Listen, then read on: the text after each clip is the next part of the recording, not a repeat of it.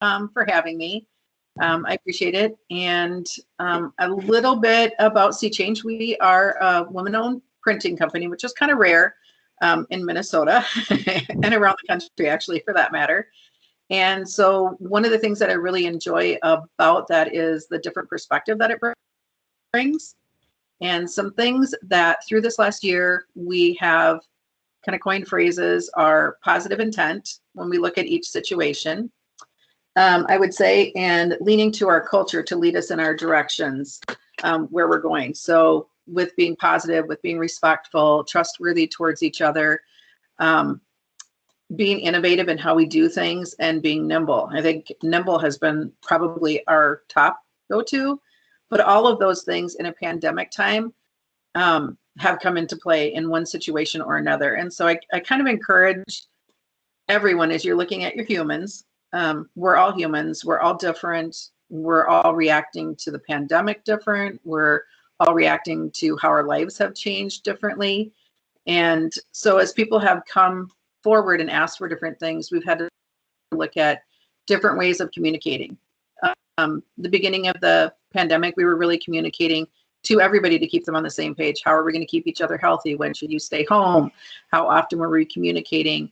Our committee was getting together like every single day to just make sure that our employees were engaged, that they understood, that they felt protected, safe at work, that they had the right tools, the new PPE, all those other things. And then as it extended along, it became much more about what do the employees need? What do their families need? How do we keep them all healthy? How do we keep them all safe? How can we change hours? And we are a combination of a good bit of office employees and a good bit of manufacturing employees. And when you're in manufacturing, you don't always have the same flexibility to offer an employee that you would from an office environment. You can't take a printing press and bring it to their home. So working from home really isn't an option. So how do we look at changing the schedule so that everybody felt that they had work safe? They could work safely. And by that, I mean, if we took out a whole department, like they all got COVID and they all went home, we can't get our work out. We risk losing customers. We risk our livelihood. So we really had to take that bit into consideration as we looked at how we could accommodate different people and how we could also be able to step up and keep things covered. And it was asking a lot of our employees. And we knew that if we were going to separate them and give them front half, back half of the weeks instead of everybody on fives and all crossing shifts, and asking them to come in a little bit later, to leave a little bit earlier, to clean their way in, to clean their way out. It was extra setup time, extra cleanup time, all of those things to keep us all safe. And with everybody understanding why we were doing what we were doing, it let them be a little bit more comfortable coming into work. Nobody really asked to stay home. They understood why they were doing what they were doing. When someone in their house was sick, they understood why they weren't going to be able to come back in until it was completely out of the house, and respectful of it, even though they were frustrated and wanted to come back in even sooner. So I think really then it came down to considering the individuals and how their lives were being changed. So for instance, for us, we had one employee that had children that were struggling, and they really just needed to be available for a certain portion of the day, a certain time of the day, to be able to just focus on schoolwork. And really talking through them, what was that time of day? How can we accommodate that? What can you give? Because we still had the same number of hours that needed to get covered, and it was still in a production environment. And how could we find a place that would accommodate what they needed as a family, but would accommodate what we need as a company from a production standpoint, and regrouping on that, and how do we make that fit? And it takes time to sit down to really understand what is their actual need, explain to them what our actual need is, and really negotiate. And it felt a lot like a lot of those ADA kind of discussions that you have, really understanding what is your need, how can we accommodate you, what is the impact it makes on your department, on that position, on, you know, just being much more open about those conversations from a different perspective that we hadn't considered before was pretty cool. And I think some of the other things from an office standpoint, with people working from home, that we've had everybody on Zoom meetings for a an extended period of time. Everybody seemed much more available because we thought they were all at their computers. And so as a company, we kept watching that transition and noticed that people's calendars were being booked from sun up to sundown. So you would go to try to book a meeting with them and their whole entire calendar was full already. And you could look days out. And realizing that with all of those meetings and with being so accessible via Zoom, via all those things, there was not, for some people, time to actually work, to be focused on doing the work, to be focused on doing the things that came right after the meetings. So we're currently in a practice of scheduling meetings for a half-hour max.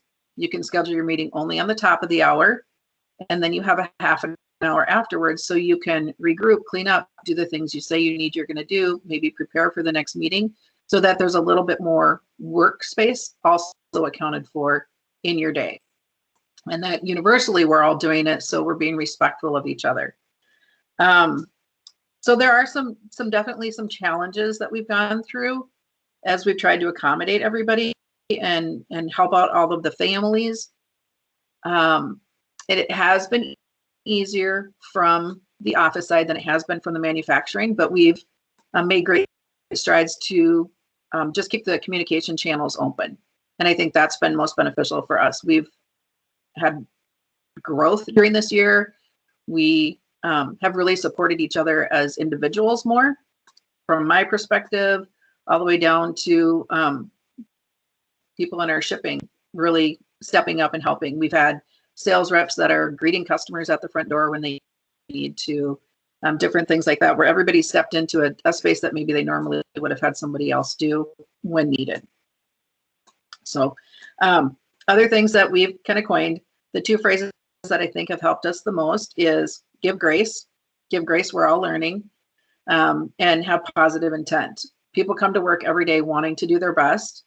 And if something is missed or we need to do things at a different time or we need to reschedule to accommodate a family, give grace, and with positive intent, we move forward. So I think that's pretty much how we've gotten through the last year and all the things that we're going to take forward. That's excellent. Thank you very much. I really appreciate you stepping forward to share your experience. Dave, do you want to take it from there? I can do that. So thanks for having me. Thanks, Missy. That was you said a lot of the things I needed to say, and so that was very helpful. So we're also a manufacturing company here based in Plymouth, and a lot of the same issues, right? We had to rethink our shifts. We had to actually, instead of overlapping time coming in, we had to change the times so that we could have a team that would go through and clean surfaces and do all those kind of things in between. Trying to be as supportive as we can. It's not easy when there's no choice but to come into the building. So the good news is we had extremely, less than a handful of COVID cases that were actually transmitted on the work site. We were able to very effectively, I think, manage that piece of it. And also thanks to Leslie, I think, great discussion, and that was very, very helpful information. We've, over the years, been really focused on helping new parents, moms or dads, doesn't matter, what are the resources we can provide them, even to the point of having new parent classes that we can provide, right? So those kind of things. I don't want to get too much into, so I think if you've listened or heard any of the people from TURCK talk over the years, you've heard of the kind of the timeline, the baby steps that we've taken since sort of the first things in 2003. So it's been a long road for us in coming to a point where we support our employees in every possible way that we can think of. But an interesting one that we took on a couple of years ago in I'm trying to think here, 2015 was a behavioral health support. It's an online support. It's a company called Learn to Live. And so any kind of depression or anxiety that you were facing, there was a easy way for you, or any dependents, right? So anybody that's in your family, to go and talk to somebody and get some tools on how to deal with stress or how to deal with other things. Then, as with most of the things that we've done over the years, so we have an in-house on-site clinic. Same thing there. When we put that in 2007, not a lot of people were using it right away, and there were rumors about, if you go there, then they're going to know that you've got health issues and you're going to get fired. You'll be on the list for the next layoff, or kind of crazy, stupid things. But over time, the trust got built, and more people used the clinic. It was kind of the same thing with the Learn to Live and getting help for behavioral issues, anything that was stressing you out, other potential, even to the point of depression, something like that.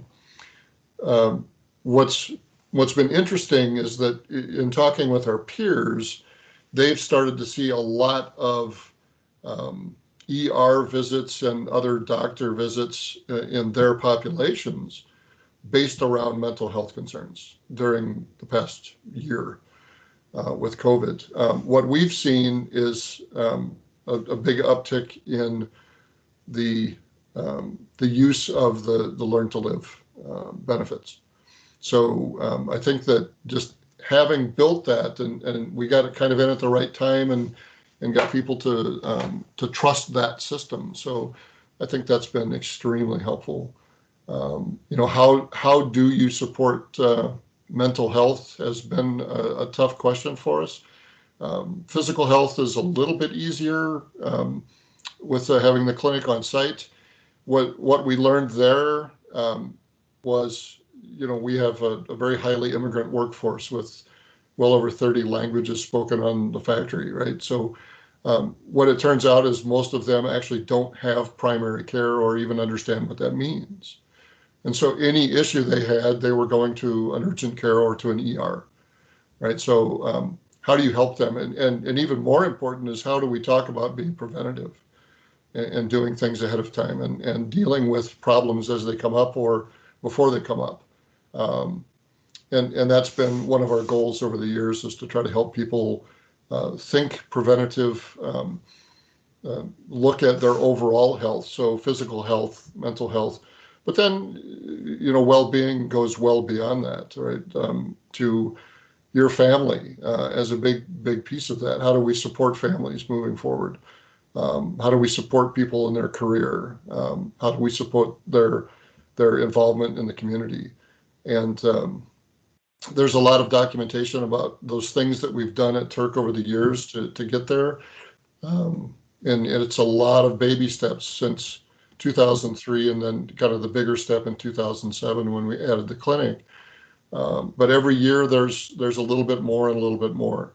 And that's what makes the difference, and building that trust with the organization, focusing on the safety in on site of the employees, and the understanding that our employees have of the fact that the company actually does care. It's not simply some method of saving money or anything else. But that trust takes time to build, no question. And one of our goals still is how do we pull in more of the family, right? So we've got one or two employees of a family, but the rest of that family, how do we engage them and pull them in? That's been a difficult task that we're kind of trying to focus on now moving forward. But Leslie, a great point that you made, and one that we've had a couple discussions on, but I think we need a little bit more focus, is that elder care piece. As our population of employees, mostly because we've got super low turnover, that population continues to age. They're dealing with their parents and new issues there. So trying to be supportive as we can there. I think we'll be something that we're going to dig into a little bit and see if we can come up with some new ideas there as well. So that's a part of the TURCK story, at least, and maybe an idea or two there. But and actually, our director of HR's joined us here today too. So if there are questions, I'm sure Emily can jump in and help too. So that's great. Thank you so much, Dave. Absolutely. Yeah. Leslie, I'd love to turn it back to you. Just as someone who thinks about this more than most of us, what would you say around what you've heard from Missy and Dave?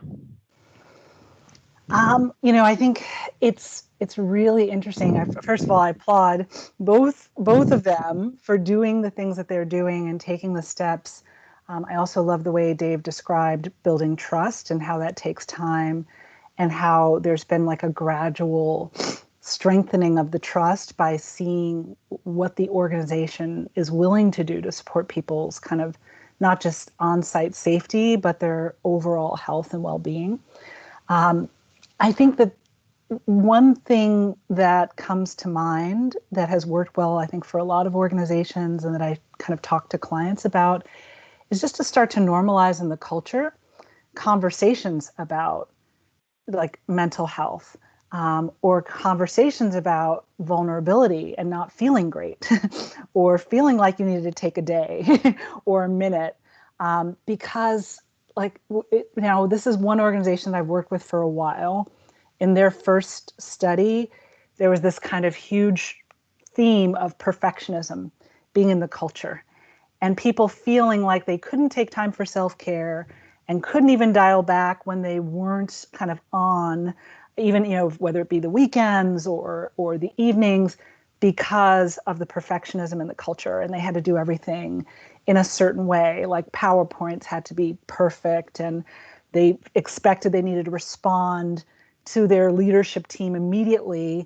So I even told leaders, well, can you let people know if something's urgent or not urgent? Like when you send that message, because you're a leader, people assume that you want an immediate response, or people feel compelled to give you an immediate response. So when you do send it, and ideally schedule sending it, during during a work window, say, hey, this isn't something that needs you need to even think about until 2 weeks from now, or let's add this to our next agenda for our next one-on-one and talk about when is good timing for this project, or FYI, I just want to put this on your radar, no response needed. To condition people to dial back from that hyper responsiveness that's part of our culture. In terms of elder care, and also one thing that just for Dave, which I think is kind of unique, you could start to put some mental health time into your clinic.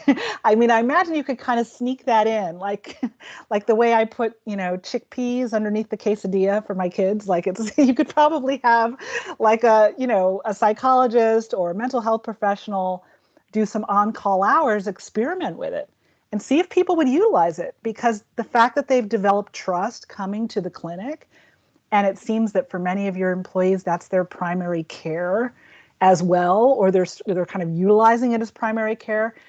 You probably it probably wouldn't be very expensive to pay someone to come on an infrequent basis and just see, or have like drop-in hours with a mental health care professional.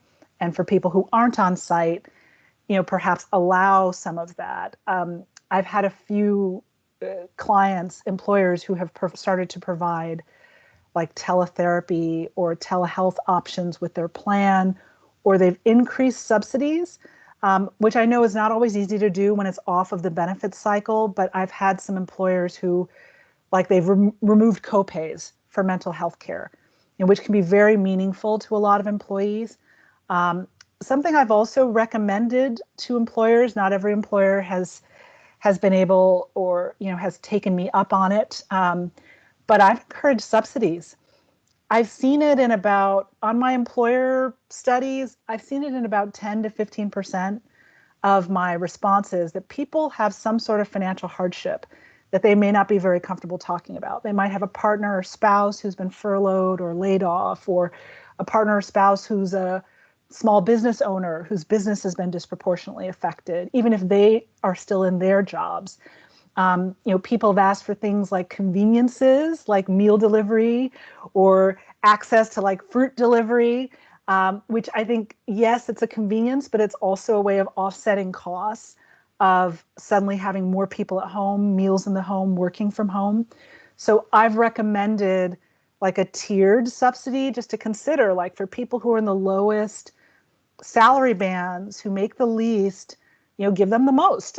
Like people on the leadership team probably don't need anything, right? Like just do a tiered kind of thing. And I wouldn't even call it a hardship subsidy, but call it like a pandemic subsidy.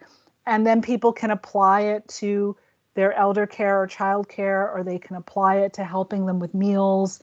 I've seen some of this in my study, socioeconomically speaking, if people are in a difficult socioeconomic position, transportation's a big issue for people. Some people are having difficulty getting to work or returning to work because they have like one car and they have kids that need to go to different places now that they're back in school. So you'd be surprised. So there might even be, depending on your population, like a corporate Uber subscription, for example, or Lyft subscription, where people might need very basic things like that. So I've encouraged employers to kind of look at barriers that people might have, and considering covering cost or reimbursing or partially reimbursing childcare or elder care. And EAPs can be hard for some people. I saw there was a note in the chat about that. I've just seen in my data that people say it's hard to navigate or they're on hold for a long time. So maybe even making it really explicit for people. Like I've had some HR teams that have put together like a real cheat sheet of here's how you can get a mental health care professional who's covered by our plan, and oh, by the way, we're going to subsidize the copay, for the rest of the year, or here's how you can get access to a specialist for your kids, just some of those really common needs that people who may not be very familiar with the healthcare system or comfortable navigating the healthcare system, might need assistance with. Great. I'll turn it over to you, Ruth, to throw any final questions to our panel and our speaker. Okay, thanks. And I would suggest people also can either raise their hand or just unmute so that they can ask their questions as well. But one that folks asked was the EAP one, which you addressed, but then also some folks, Tammy and at least 4 others asked, can you please provide insight on how to support employees that are already at burnout level? Providing a program or webinar feels like more to do and overload on them. And then part 2 of this question is how to help them acknowledge they are burned out and need to own taking care of themselves, and how to help stir up that awareness within them. And I think also to make it okay in some ways. Yeah, well, those are all like great questions. A couple of things I've seen done that I think work well. So I have done a lot of webinars on wellness, and you're right, I think people are feeling very zoomed out and it can feel like something else to do. But when I've done a wellness session, if the leadership team is there, like the CEO is part of it kind of sends a message to people that everyone on your leadership team is here and they're telling you it's okay to care for yourself. And I tell people that. I'm like, hey, they wouldn't pay me to be here if they didn't believe that you should take care of yourself. I'm like, if you're tired, take a nap, take a walk, block off your calendar, walk your dog, do the things you need to do. And it's okay. No one wants you captive at your keyboard if you're going to just, right, like success and burnout are not positively correlated. You do not come up with great ideas if you're burned out. You are not a productive employee if you're burned out, right? It's not good for anybody. So I encourage people to do that. So a couple novel things that I've seen, one employer where they have like a self-care journal, like they're like, and this is a billable hours environment, so they're giving people a billable hour a day for self-care time, and they just have to report back how they, that they used it each week, which I thought was really kind of cool and clever. So in effect, the employees are being like sanctioned an hour for self-care time. One of my clients announced, and they did this publicly, HubSpot, they announced it on they announced it on LinkedIn. They're giving people an entire week off in July, just a mental health week as an employee appreciation week, recognizing that people are working very hard and that people need space. I think also the meeting-free zones work really well, like encouraging people to have deep work time or self-care time, because that's another thing I see from employees. It's like, well, they keep telling me to care for myself, but I'm in back-to-back meetings. Like, when am I supposed to do that? So creating some sanctioned time within the organization, and for the leaders to say, you know what, I'm going to log off early, I'm going to go for a walk, or I took a nap, or or I went to spend some time outside with my family in the middle of the day. Like, just normalizing it and letting people know that you're doing that gives them permission to talk about it too. Excellent. Thank you. Yes. So we are at the end of our time. So I guess a virtual round of applause for our speakers is the main thing. If you want to put any appreciations in the chat, but that's also a great place to put into the feedback. Let me stop the recording here. Stop.